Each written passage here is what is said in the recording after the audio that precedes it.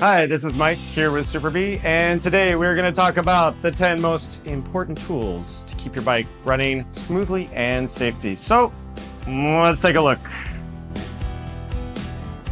Number 1, the humble Allen key.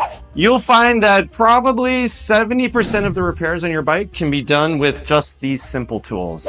Your bike is filled with bolts using Allen key heads, so you can just use these to make most simple adjustments, but of course you want to finish it off with a torque wrench. For example, most stems do use a 4mm Allen key. Your crank arms, especially with Shimano, is going to use a 5. Your derailleurs, again, the handy 4mm Allen key, or in some cases, a 2mm Allen key. And let's see, your brakes, again, to make slight brake adjustments, you're going to use the 4mm Allen key. And seat posts, well, the seat binder bolt, that usually is also 4mm, and the top of the seat post usually uses a 4 or a 5. So with just these 3 tools, you can make most adjustments on your bike. Tool number 2, the torque wrench. Modern bicycles are super fast, super light, but they're also a bit delicate. In order to keep your bike safe and sound and not breaking an expensive part, you're going to want one of these, a nice torque wrench. A good quality torque wrench will save you a lot of money in the long run. Okay, now that you've gotten your bolts all snugged up using your regular Allen key, it's time to put the finishing touches using your torque wrench. This is really important, especially in cases where you have a carbon tube that's being clamped on. It's delicate, so you absolutely want to use a torque wrench. The band clamp bolt, here for the shift lever, has a torque setting of 6 Newton meters, typically. So you're going to want to get your torque wrench, set it to 6 Newton meters. Okay, no problem. And then you're going to find the right bit. In this case, it's 5mm, but it just doesn't fit very well. There's just not a lot of space with this rubber cover. So if you use an extender here, it's really handy. Then you just get it in there and click it in there. Make sure it's nice and tight. You can pull it out. And then put your rubber covers back on. And then also make sure to please set your torque wrench back down to 0. Okay, the next tool you're going to want are some good tire levers. Most of your problems with the bike actually just come from punctures. So you're going to want nice, tough tire levers, especially for today's new tubeless system. So we have a new tire lever here on the left with a metal core, and then we have another one which also has a metal core, but it's even longer for more leverage. Yeah, these are really good. The tire lever is probably the most commonly used tool for the bicycle. If you get punctures, need to change your tire, you use these things all the time. So imagine you get a puncture. Oh no. Okay. You want to shift your gear into the smallest cog, so it's easy to take the wheel off. Unscrew it. I'm supporting it with my leg. Okay. First you're going to want to unseat the tire from the rim. You can kind of hear a click sound. Then, again, taking your tire lever, you're going to stick it under the tube, hold, and pull. And pull, pull, pull, pull. And yeah, you've done it. You can now take your tube out to be replaced. Number 4, the work stand. If you've ever tried to fix your bike leaned up against the wall, you know it's no fun. If you really want to get serious about fixing your bike, you're going to want one of these. A good quality work stand. Number 5, you need chain tools. To keep your bike's drivetrain running smooth and quietly, you're going to want to keep your chain in perfect condition. So you'll need a couple tools. First, you're going to need a chain link plier. I use this thing all the time. Also, when you get a new chain, it's often not the right length. So you're going to need a chain tool to cut it to the right length. Now, all chain tools aren't created equally. This is a nice one. So I'm obsessed with keeping my chain clean. A clean chain runs smoother, quieter, shifts better, lasts a lot longer. Luckily for me, chain manufacturers have recently switched to the Quick Link system for attaching the chain. Now it's a lot easier to take your chain off. All you need are a set of Quick Link pliers. Okay, first you want to locate the Quick Link. If you look at your chain, you'll see one link that just looks different from the rest. That's the Quick Link. You're then going to take the pliers. If you see here, it says remove. We want to remove the chain. You're going to stick it on both ends of the Quick Link and simply squeeze. Now, when you squeeze, be careful. Sometimes the chain can kind of jump out at you. So I squeeze using my hands to control the chain, and then it is removed. To reattach the chain, it's a little bit trickier, but you're going to grab both sides, and you're again going to go to that Quick Link. Then, using your chain pliers, you're going to look for the word connect. Again, go on both ends of the link and squeeze. You should hear a little click sound. Now be careful, some manufacturers design these Quick Links for multiple use. You can use them again and again, but also others just design it for a single use. So you might want to check with the chain manufacturer. If you're going to need to change the length of your chain, specifically shorten it, you're going to need a chain tool. So please make sure that your chain tool is designed to work with your type of chain. 8, 9, 10 speed chains, 11, 12, they can differ in width. So please make sure your chain tool is compatible and refer to our other videos for more information. Number 6, scissors. Another tool that should be on every home mechanic's bench is a good quality pair of scissors. You'll find that you use these things all the time for cutting beer can shims, for cutting handlebar tape, or just for, I don't know, a lot of other uses. They're great.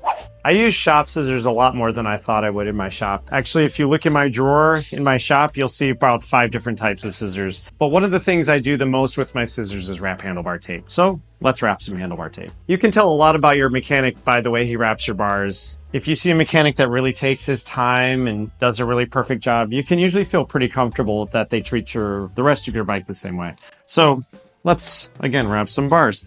First, you want to start at the bottom. Please always start at the bottom. And then with half of your tape sort of sticking over the edge, hold it. Starting on the inside, you want to pull nice and tight. You want to make sure this gap is kind of consistent. And as you're pulling the tape, it's really important to keep tension on the tape. I've always got my hands holding the tape so it doesn't leave or lose any tension. And then as I get closer to the lever, I'm going to do the figure 8. So you start underneath, go around. You're pulling pretty tight the whole time. You do not want a big gap here because it won't look very nice. Then, again, as you can see, I've always got my hands on the tape to keep tension on there. And you can see, even spacing. Takes a little practice, but it's really fun.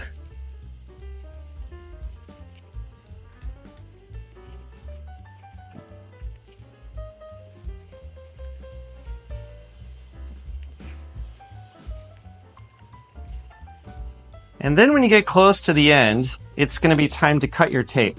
You want to imagine a diagonal line, a diagonal straight line.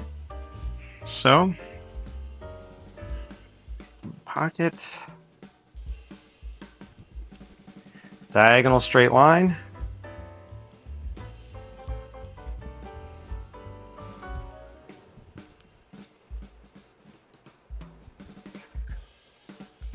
gonna look like this.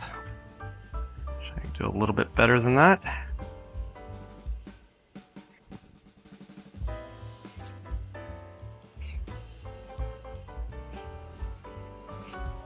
Okay, then, again, you can see I kept my hand on the tape.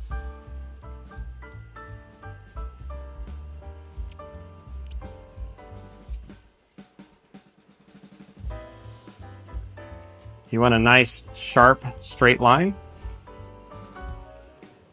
And finally, you can just finish off with some electrical tape. Typically, I use a little electrical tape, and then I use the brand's finishing tape if it's decent quality, or I'll use some Tessa tape if the finishing tape with the this finishing tape isn't any good.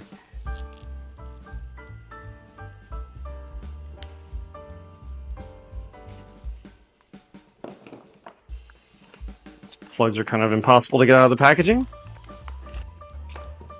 Okay, so then we have our plugs here.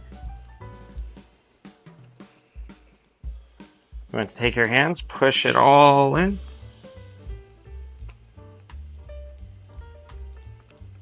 And then finally you put your plug in, tighten it, and you're ready to go. Number 7, cable cutters. All right, next you need some cable cutters. If you have a bike with mechanically actuated shifting or brakes, you're gonna want something nice and sharp. These are what I've been using for the last 5 years. They're really great, sharp, durable. They have a little crimper in here, or if your housing has collapsed while cutting, we have this little place here to open it back up.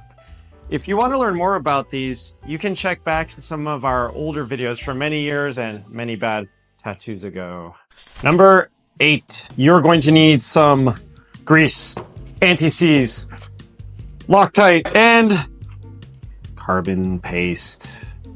Okay, you're going to want to use some high quality grease like this Shimano grease for your bearings, or for anything else that you want to protect from water or oxidation. And in some cases, like if you're working in a titanium frame, you're going to want to use copper paste. This is kind of an anti-seize paste that will stop things from bonding together. Really important with titanium bikes. Next, with carbon, you do not want things to slip and slide with carbon. So now a lot of mechanics are using anti-slip compound or carbon paste or carbon grease. It has a bunch of names, but basically it feels kind of like grease with sand inside, and it stops things from slipping around. This is really, really important. And then the last thing you're going to want to use is some form of Loctite. Now this is some high-powered industrial red Loctite. You're not really going to use this on your bike. You want to look more for the purple or blue Loctite, which is like a medium strength to lighter strength Loctite. Modern bikes use a lot of carbon fiber, so you must use anti-slip compound or carbon paste. So I've chosen the seat post. This seat post is carbon. So what I'm going to do is open this up. And if you look at carbon paste, it's got kind of a gritty feeling. It feels rough. It doesn't feel like grease. So I'll just apply some into the seat tube, like so. I've already cleaned it. A little bit more. Then you're gonna put your seat tube in, or your seat post, sorry, into the seat tube. I'm gonna use my 3-way to snug it up.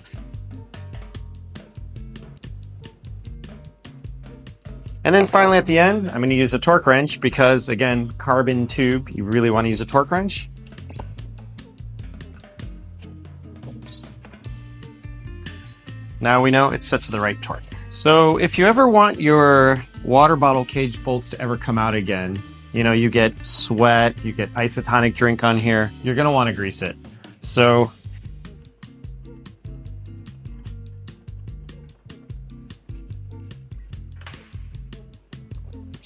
pretty easy. Just grab your high quality grease, stick a little on there, healthy amount.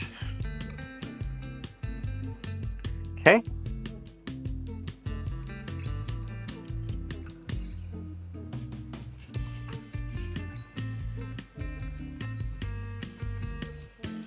All right, now 6 months from now, if you want to take these out, it'll be really easy. So we've got our grease, we've got our carbon paste, the spike's ready to go. Number 9, wash kit. A clean bike is a fast bike, and also washing your bike is a great time to check for any kind of damage to your frame or to your components. Funny enough, just before I flew over here, I found out that I had cracked my gravel frame in 2 places when I was washing it. Kind of a bummer. But anyhow, you're going to need some good tools. So we have some brushes here for the frame, for the tire. We have a chain washing tool. We have a cassette washing tool. And if you want to see these in action, you can check out another video on the Super Bee where we are using these. And number 10, it is disc brake tool. Disc brakes are great, but they're also pretty finicky. They need a lot of work. So you will want to have some tools to fix your disc brakes. But beware, there is a big penalty if you do a bad job adjusting your disc brakes. Brakes are important. So first, let's look at some of the tools. Here's a nice piston press, a rotor truing device. You're going to want to measure your rotors. Rotors do wear out, just like brake pads. Typically, a rotor lasts about 1 rotor to every 4 sets of brake pads. With this, you can actually measure the width of your rotor and see if it's time to be replaced. And then if you want to bleed your own brakes, we've got this handy little 7 and 8 millimeter wrench. And a prototype still in the works. I'm kind of excited about this. We have a hydraulic hose cutter, and we have a pin press or barb press. And you're also going to need a bleed kit. Now, be careful. There are a lot of different bleed kits, and you want to make sure you get the right one that works with your particular brake system. Disc brakes are great, especially if you live in a wet place like I do in South Korea, but they are finicky. So let's take a look at a couple steps to make your disc brakes work well. There are a few wear items in your disc brake system. And so let's take a look at first your rotor. A lot of people don't realize that rotors need to be replaced. But yeah, they do. About 1 rotor per 4 sets of disc brake pads. But it's hard to know, like, when do I need to replace this or replace the rotors? So there's a handy little tool you can use, and it shows if your rotor is in good condition or new, which would be 2 millimeters wide. It's been used a little bit, which is 1.8 millimeters wide, or it's time to be replaced, which is 1.5 to 1.55 millimeters. You can just take this key, stick it on your rotor, like so, and you can actually see if your rotor is in good condition or time to be replaced. Okay, now that you've checked to make sure that your rotor is in fact in good enough condition to keep using, then you want to make sure it's straight. Rotors, they're really easy to bend when you take them in and out of the car, if you just lean them up against something. So you want to make sure your rotor's straight.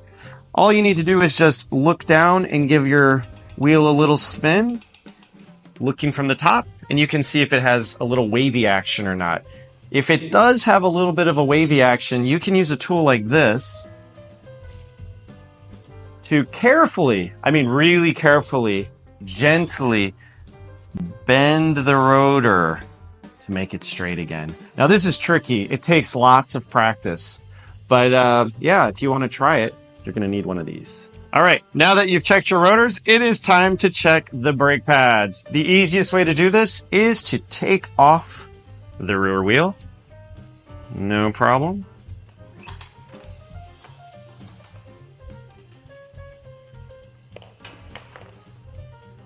Okay, here are your brake pads.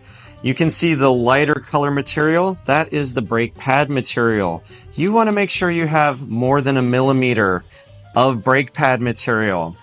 If you have less, it's time to change them. Or if it has kind of a strange color or it's kind of crumbly looking, that means it's contaminated, and also time to change them. So if you do need to replace the brake pads, you'll probably notice the space has gotten too small. And that's just because the brakes have self-adjusted. So if the space does become too small, you can use a tool like this. It's a piston press. And you can gently, carefully wiggle in there and open them up. But be careful and be gentle. The pistons are quite delicate. Now that you've checked both wear parts, the brake pads and the rotors, it's time to put the wheel back in.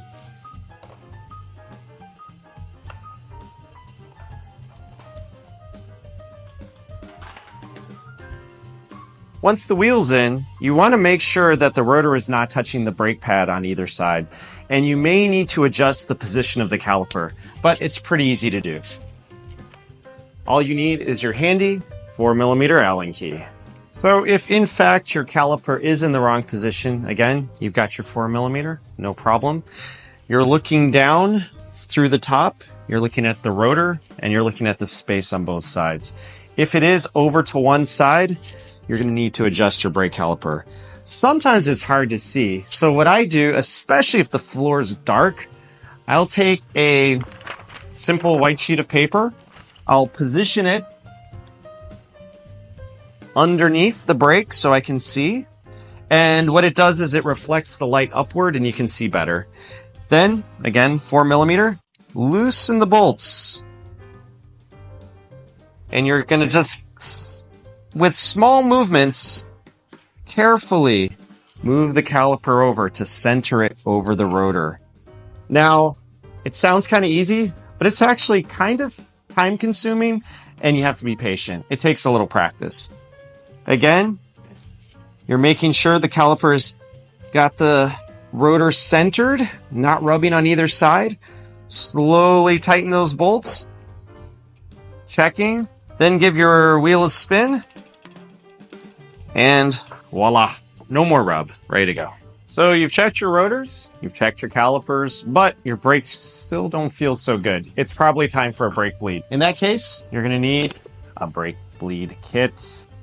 Inside a kit, you should find something like this. Got some hydraulic mineral oil brake fluid. We've got a nice syringe for pumping in the brake fluid. And then for Shimano especially, we have a bleed cup. These do come in a couple sizes, so make sure you have the right size for your brakes. And the whole bleed process is quite lengthy, so that's probably for another video. Or if you have a new bike and your brake hose is not quite the right length and you need to cut it, you're gonna need a tool like this. This is a new prototype Super Bee brake hose cutting tool, and also a barb press. Another thing you're gonna need for changing the length of your hose is you're gonna need a handy little wrench like this. We have 7mm, 8mm, and you'll need this to reinstall or to detach your hose. All right, brake's ready to go. So that's my list of top 10 tools you're gonna wanna have. If you have any that you love, please comment below. Thanks for watching. Bye.